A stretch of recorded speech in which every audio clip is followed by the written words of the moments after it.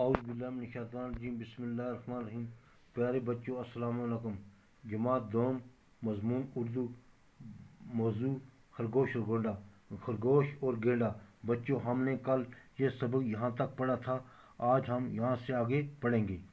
چنانچہ دونوں لیٹ گئے جب گینڈا گہری نیند سو گیا تو خرگوش اٹھا اور اپنے ساتھیوں کو بلا کر گینڈے کے چاروں طرف بہت گہرا گڑھا کھود دیا۔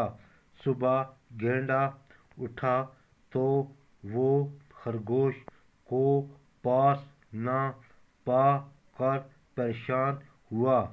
اس نے دیکھا کہ اس کے چاروں طرف بہت گہرا گڑھا ہے اور خرگوش اور دوسرے جانور گڑھے کے باہر کھڑے ہیں۔ گینڈے نے سب کی طرف دیکھا اور خرگوش سے مخاطب ہو کر کہا، خرگوش بھائی یہ سب کیا ہے؟ خرگوش نے کہا، ارے گینڈے بھائی، تم تو بہت بہادر اور طاقتور ہو، تمہارے لیے یہ گڑھا بہت معمولی سی چیز ہے، اسے پار کر کے ادھر آ جاؤ۔ گینڈے نے کہا، دیکھو میں یہ گڑھا پار نہیں کر سکتا۔ اس نے اسے پار کرنے کی کوشش کی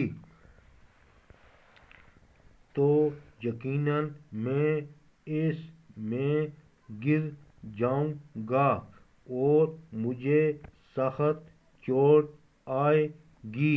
خرگوش نے کہا، گینڈے بھائی تم تو اپنی بہادری کے بڑے قصے سنایا کرتے تھے، یہ قصہ بھی تمہاری بہادری اور طاقت کی فہرست میں آ جائے گا۔ تم تو طاقتور ہو، اپنی طاقت سے اس طرف آ جاؤ۔ شاباش۔